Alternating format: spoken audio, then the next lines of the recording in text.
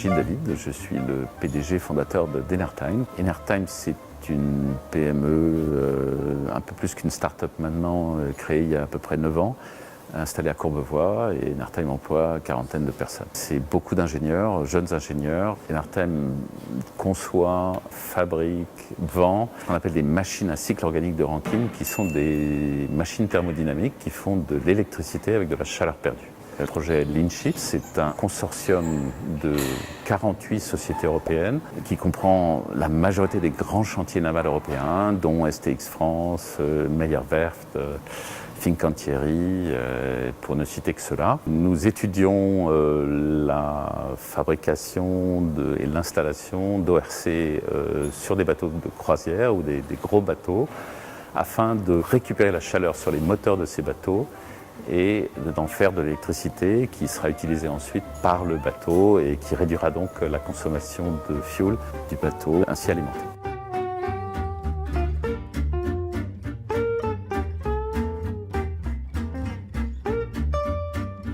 Le marché mondial est très important dans ce type de machine, mais les armateurs pour l'instant sont un peu frileux, et donc le fait d'avoir une première machine en partie financée par l'Europe est un grand plus pour après la vendre cette technologie dans le monde entier. Avant Leanship, tous ces grands chantiers ne connaissaient même pas l'existence d'Enertime. Donc ça c'est un plus, ça c'est sûr.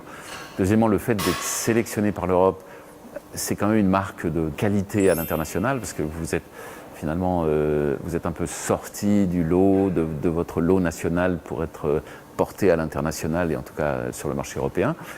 Et puis, toute la publicité que nous pouvons faire, nous, autour de ce projet, nous permet de capturer en fait des nouveaux clients potentiels un peu partout dans le monde. Le marché français ne peut pas représenter pour nous un marché suffisant pour se développer ou même pour exister. Donc tout ce qui nous permet, nous, d'être plus visibles à l'international est extrêmement utile. Le suivi des projets ou le montage des projets européens, ça n'est pas une équipe dédiée. Les ingénieurs qui travaillent sur des sujets de R&D, lorsqu'on voit une opportunité à essayer de déposer un dossier à l'Europe, à ce moment-là, on crée une petite équipe. C'est quelque chose qui fait partie du processus d'innovation. Par ailleurs, nos équipes R&D sont très intégrées dans les équipes de projets et de réalisation.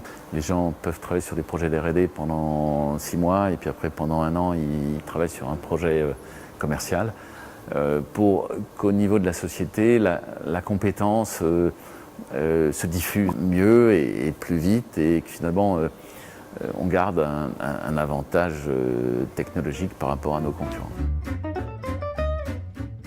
Le but n'est pas de faire de ces projets européens un métier, mais d'essayer de participer le plus possible sans trop y mettre de ressources non plus. Et sur les projets H2020, je dirais classiques ou en consortium, on essaye de s'accrocher à des consortiums dans lesquels on est un des membres. Chaque fois qu'on peut participer à des projets avec des acteurs européens et aller voir l'Europe pour proposer à l'Europe de financer en tout partie de ces projets, je pense qu'on le fera et on continuera à le faire. Et même si parfois le projet européen lui-même ne débouche pas, parfois le projet débouche quand même, mais sous une autre forme.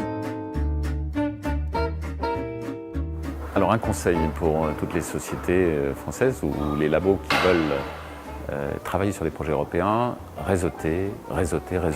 Rencontrer les sociétés partout en Europe qui travaillent dans le même domaine et essayer de trouver le coordinateur et les partenaires qui vont bien pour aller ensemble à l'Europe.